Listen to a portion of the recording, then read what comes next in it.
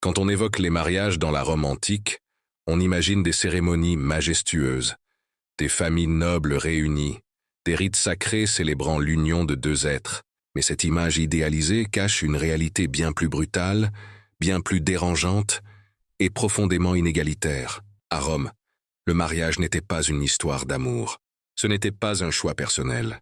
C'était une institution de pouvoir, conçue pour contrôler les lignées, les patrimoines, et surtout les femmes. Derrière les festins et les processions, le mariage marquait pour beaucoup de jeunes femmes la fin de toute autonomie.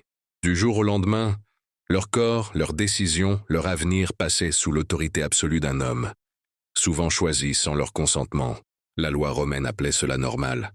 La société l'enseignait comme une vertu, et l'Empire l'imposait comme un pilier de l'ordre social.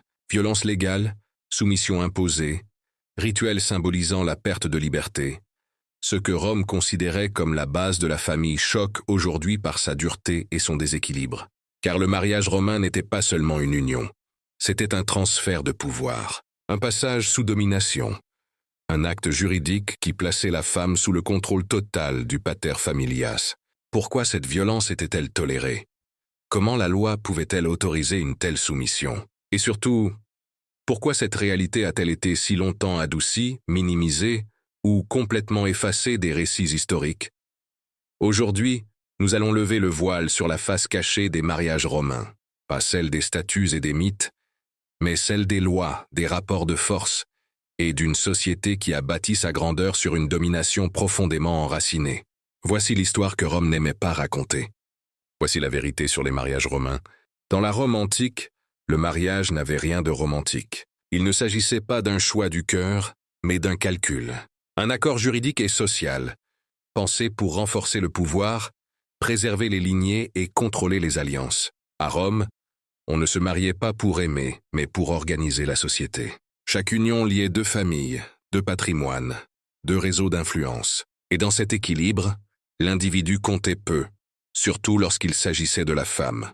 Dès l'enfance, les jeunes filles romaines savaient que leur avenir serait décidé par d'autres. Le père, le pater familias, détenait un pouvoir presque absolu. Il choisissait le mari, négociait les conditions, fixait le moment de l'union. Le consentement de la future épouse n'était pas requis pour que le mariage soit valide aux yeux de la loi. Ce système reposait sur une idée centrale. La famille était plus importante que l'individu. Le devoir passait avant le désir. Et la stabilité de Rome avant toute considération personnelle. Le mariage devenait ainsi un instrument politique. On mariait pour calmer des rivalités, consolider des alliances, protéger des héritages, gravir l'échelle sociale. Une union réussie n'était pas celle qui rendait heureux, mais celle qui servait les intérêts familiaux. Pour l'homme, le mariage renforçait son statut. Pour la femme, il signifiait un transfert d'autorité. Elle quittait la domination de son père pour passer sous celle de son mari, perdant toute autonomie juridique et sociale. Même les cérémonies reflétèrent cette réalité. Derrière les rites religieux et les symboles sacrés se cachait un message clair. La femme quittait son ancienne identité pour être intégrée dans une nouvelle structure de pouvoir. La société romaine ne voyait rien de choquant dans ce système. Au contraire, elle le considérait comme naturel, nécessaire, vertueux. Une femme bien mariée était une femme soumise à l'ordre établi, garante de la stabilité familiale. Ainsi, dès le premier jour, le mariage romain posait les bases d'un déséquilibre profond. Un contrat pensé par des hommes, pour des hommes, dans lequel la femme devenait un enjeu plus qu'un acteur. Et ce contrat n'était que le début, car une fois mariée, la femme romaine entrait dans un cadre légal encore plus strict, où le pouvoir du mari dépassait largement ce que nous pouvons imaginer aujourd'hui. Dans la partie suivante, nous verrons comment la loi romaine accordait au mari une autorité presque totale, et pourquoi cette domination était considérée comme normale dans l'un des plus grands empires de l'histoire. Une fois le mariage conclu, la cérémonie terminée, les chants éteints et les invités partis, la véritable réalité du mariage romain commençait. Car pour la femme, l'union ne signifiait pas une association, mais une soumission juridique totale, la loi au service de la domination. Dans la Rome antique, la loi ne protégeait pas la femme mariée. Elle l'encadrait, la contrôlait et surtout, la plaçait sous autorité masculine. Selon le type de mariage, La femme passait soit sous la manus de son mari, soit restait juridiquement liée à son père, mais dans les deux cas, elle ne disposait d'aucune véritable autonomie. La manus signifiait littéralement la main qui dirige, qui décide, qui possède. Une femme sous manus devenait légalement membre de la famille de son mari, perdant ses droits dans sa famille d'origine, ainsi que toute capacité décisionnelle indépendante. Un pouvoir total sur la vie quotidienne. Le mari romain décidait de tout, des déplacements de son épouse, de ses relations sociales, de sa gestion du foyer, et parfois même de son accès à l'éducation ou à la culture. La femme ne pouvait pas signer de contrat, posséder certains biens, ni prendre de décisions juridiques majeures sans l'accord d'un homme. Elle existait légalement, mais toujours sous tutelle, la soumission présentée comme une vertu. Cette domination n'était pas perçue comme une injustice, elle était présentée comme une qualité morale. Une femme obéissante était louée comme vertueuse. Une épouse silencieuse était considérée comme idéale. Une femme qui contestait l'autorité masculine était perçue comme dangereuse, instable, voire immorale. La société romaine utilisait l'éducation, la religion et les traditions pour ancrer cette idée dès l'enfance. On n'enseignait pas aux femmes à choisir, mais à accepter. Quand l'autorité devient une arme, ce pouvoir légal ouvrait la porte à des abus normalisés. Le mari pouvait punir, contrôler, humilier, tant que cela restait dans le cadre familial. La frontière entre autorité et violence était floue, rarement remise en question. Ce qui aujourd'hui serait considéré comme une atteinte grave aux droits humains était alors vu comme une affaire privée. La loi romaine intervenait peu dans la sphère domestique. Le foyer était le royaume du mari, et son autorité y était presque absolue. Une domination invisible mais omniprésente. Cette réalité ne se manifestait pas toujours par des actes spectaculaires. Elle s'exprimait souvent par des gestes quotidiens. Le silence imposé, la peur de désobéir, la dépendance totale. La femme romaine pouvait vivre toute sa vie sans jamais prendre une seule décision majeure pour elle-même. Et cette absence de liberté était si profondément intégrée à la société qu'elle devenait invisible. Un système accepté par tous. Ce qui rend ce système encore plus troublant, c'est qu'il n'était pas imposé par la force seule. Il était accepté, reproduit, transmis. Les mères enseignaient à leurs filles l'obéissance.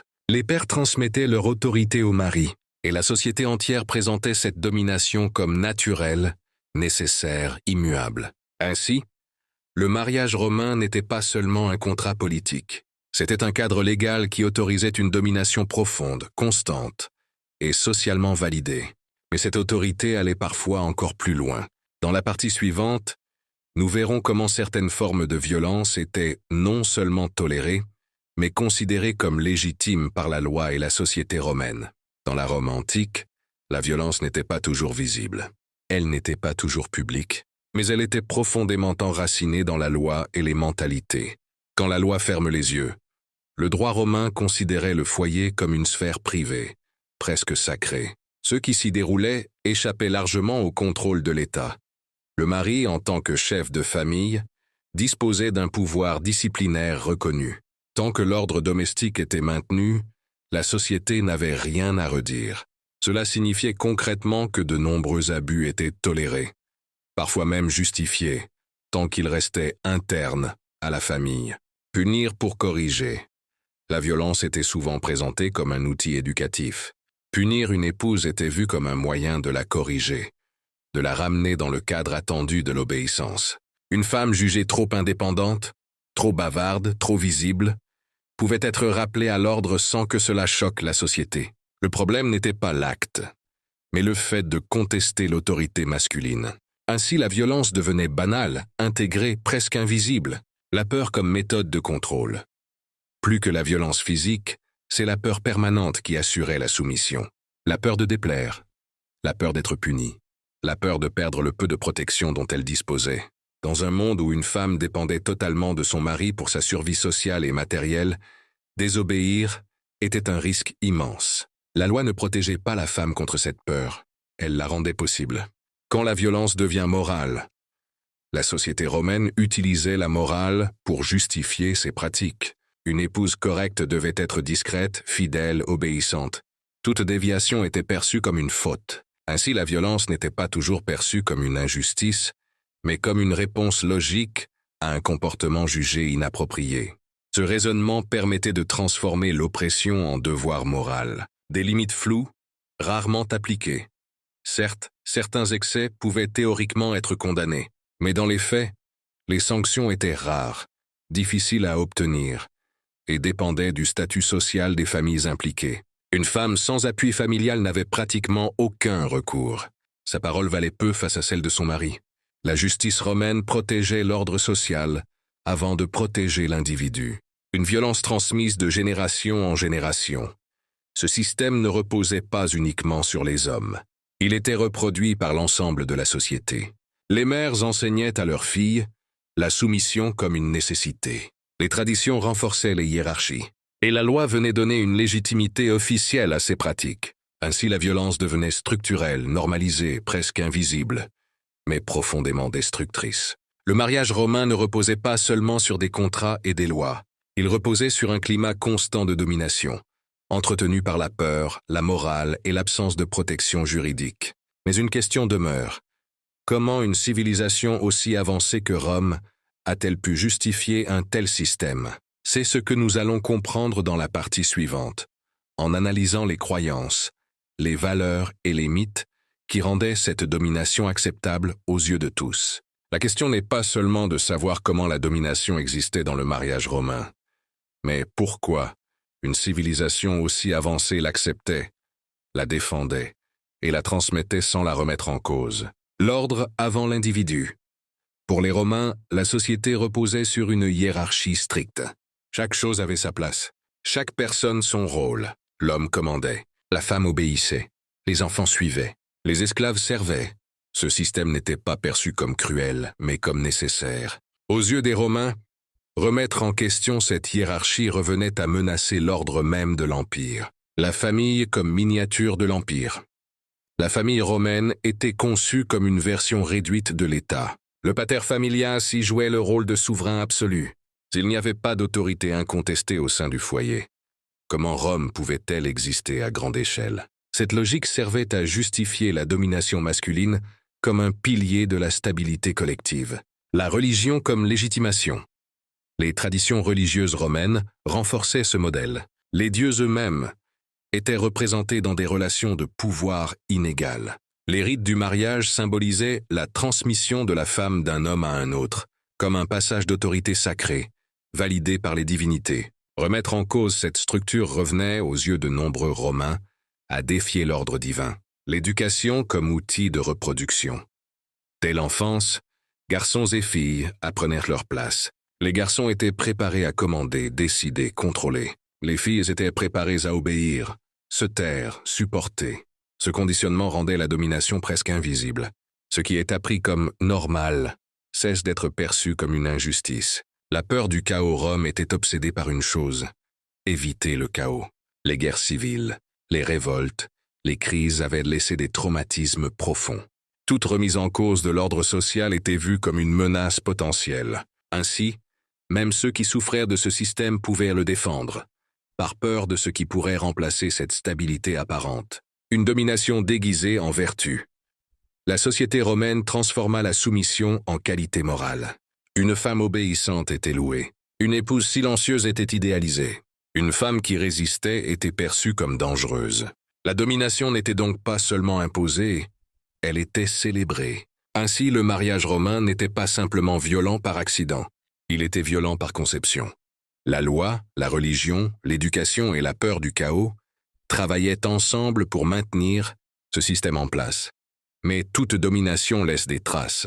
Et aujourd'hui encore, les vestiges de ces structures anciennes continuent d'influencer notre manière de penser les relations, le pouvoir et le contrôle. Dans la conclusion, nous verrons pourquoi cette face cachée du mariage romain nous concerne encore, et ce que l'histoire essaie parfois de nous avertir. La face cachée des mariages romains n'est pas une simple curiosité historique. Ce que nous avons exploré n'est pas un détail du passé, mais le cœur même d'un système de domination qui a façonné l'une des plus grandes civilisations de l'histoire. Rome ne considérait pas le mariage comme une union entre deux individus égaux. Elle le voyait comme un pilier de l'ordre social, un outil de contrôle, un mécanisme destiné à maintenir la hiérarchie, la stabilité et l'autorité masculine. Sous couvert de tradition, de loi et de morale, la soumission des femmes était rendue normale, presque invisible. La violence n'avait pas besoin d'être spectaculaire pour être efficace. Elle s'exerçait dans le quotidien, dans le silence, dans la dépendance totale. Ce qui rend ce système si troublant, ce n'est pas seulement ce qui l'autorisait, c'est le fait qu'il était accepté par tous. La loi le validait, la religion le sacralisait, l'éducation le transmettait, et la peur du chaos empêchait toute remise en question. Rome a bâti sa grandeur sur l'ordre, mais cet ordre avait un prix humain immense, payé par celles dont la voix n'avait aucune valeur juridique, sociale ou politique. Et si cette histoire nous dérange encore aujourd'hui, ce n'est pas par hasard, car certaines idées n'ont pas disparu avec l'Empire romain. Elles ont changé de forme, de langage, de justification. Mais elles continuent parfois de survivre dans nos sociétés modernes. Étudier la face cachée des mariages romains, ce n'est pas juger le passé avec les yeux du présent. C'est comprendre comment une domination peut devenir normale lorsqu'elle est inscrite dans les lois, les traditions et les mentalités. L'histoire ne nous demande pas seulement de nous souvenir, elle nous avertit. Et parfois, ce qu'elle nous montre n'est pas confortable, mais nécessaire.